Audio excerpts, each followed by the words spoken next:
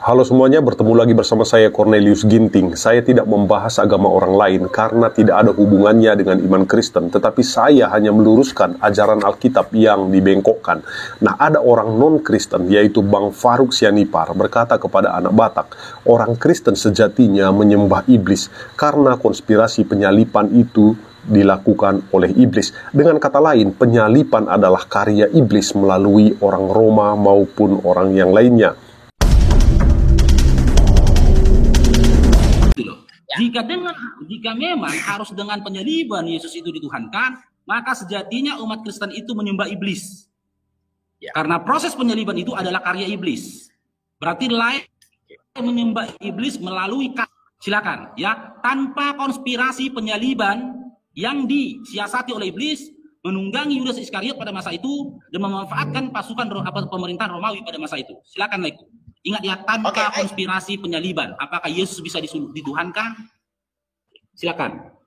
Pernyataan bahwa orang Kristen sejati menyembah iblis karena penyalipan Yesus adalah karya iblis melalui orang Roma adalah pandangan yang sangat-sangat keliru, teman-teman, dan menyimpang dari ajaran Alkitab. Jangan berpikir iblis mau Yesus itu disalib. Iblis tidak pernah mau Yesus itu disalib. Si Faruk ini tidak belajar Alkitab. Untuk menjawab ini, mari kita lihat beberapa poin penting yang dijelaskan di dalam Alkitab. Nah, poin yang pertama, iblis tidak menginginkan penyalipan. Nah, ini harus kita ingat ya. Jika kita membuka Alkitab, jelas terlihat bahwa iblis tidak pernah menginginkan Yesus disalibkan, teman-teman. Dalam Lukas 22 ayat 3-6, kita melihat bahwa iblis masuk ke dalam Yudas Iskariot untuk mengkhianati Yesus. Mengapa, teman-teman? Karena iblis berpikir bahwa dengan mengkhianati Yesus dan mengirimnya untuk disalibkan, ia bisa menghentikan misi Yesus di dunia. Ya, namun inilah ironi besar dari cerita ini. Tindakan iblis justru menggenapi rencana Allah untuk keselamatan manusia. Jadi iblis pun tidak sadar ya. Nah, iblis ini bodoh sebenarnya. Nah, yang berikutnya, Yesus mengetahui rencana penyalipan. Nah, Yesus tahu misinya ke dunia itu untuk apa. Nah, Yesus sendiri mengetahui dan memberitahukan kepada para muridnya tentang penyalipannya yang akan datang.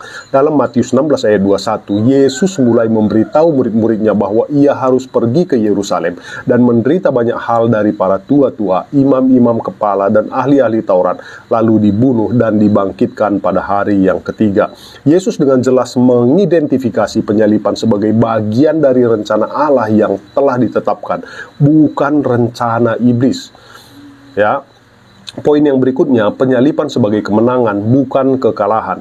Penyalipan Yesus bukanlah kekalahan baginya atau kemenangan bagi iblis, melainkan sebaliknya. Dalam Kolose 2 ayat 15, kita membaca bahwa di kayu salib Yesus telah melucuti pemerintah-pemerintah dan penguasa-penguasa dan menjadikan mereka tontonan umum dalam kemenangannya atas mereka.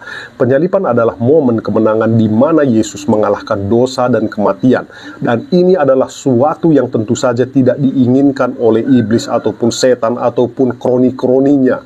Ya, iblis menghadapi kebodohannya sendiri ya. Jadi mari kita buat suatu ya pernyataan tentang hal ini ya. Bayangkan iblis berpikir bahwa dia sangat cerdik dengan menghasut Yudas untuk mengkhianati Yesus. Aku akan mengakhiri misi Yesus dengan menyalibkannya, kata si iblis. Nah, mungkin begitulah pikir si iblis ini ya. Tetapi sebaliknya, penyalipan itu justru menjadi jalan bagi kemenangan bagi Yesus atas dosa dan kematian. Iblis seperti seorang penjahat yang merencanakan perampokan besar, tetapi akhirnya terjebak dalam perangkap yang dia buat sendiri. Nah, akhirnya kekalahan kepada iblis. Nah, penyalipan Yesus adalah inti dari rencana keselamatan Allah yang sudah direncanakan sejak awal. Iblis mungkin berpikir dia bisa menggagalkan rencana ini, tetapi justru tindakannya hanya menghadapi rencana Allah yang lebih besar. Jadi mengatakan bahwa orang Kristen menyembah iblis karena penyalipan adalah karya iblis adalah pernyataan yang sama sekali tidak berdasar dan bertentangan dengan apa yang diajarkan dalam Alkitab. Penyalipan adalah kemenangan kasih Allah atas dosa dan iblis, dan kebodohan iblis hanya menjadi alat yang tak sadar dalam melaksanakan rencana Allah yang sempurna. Jadi teman-teman, iblis ini sebenarnya ingin menggagalkan rencana Yesus. Nah, bagaimana supaya misi Yesus ini gagal? Nah, memberitakan kebenaran kala itu di kalangan umat Israel dan juga bangsa-bangsa lain. Nah, iblis mau menggagalkannya, tetapi Ketika iblis merencanakan sesuatu untuk penyaliban Yesus, justru lewat penyaliban Yesus, iblis itu diremukkan, dikalahkan, sehingga kita sebagai anak-anak Tuhan memperoleh keselamatan dari Tuhan. Katakan amin. Nah, bagaimana menurut kalian teman-teman? Jikalau menurut kalian video ini sangat bermanfaat untuk mengedukasi teman-teman kita orang Kristen, jangan lupa membagikan, men-share video ini ke semua orang, agar semua orang Kristen tidak tersesatkan oleh iblis maupun orang-orang yang dipakai oleh iblis untuk menyesatkan orang-orang Kristen. Saya Cornelius Ginting mengucapkan terima kasih.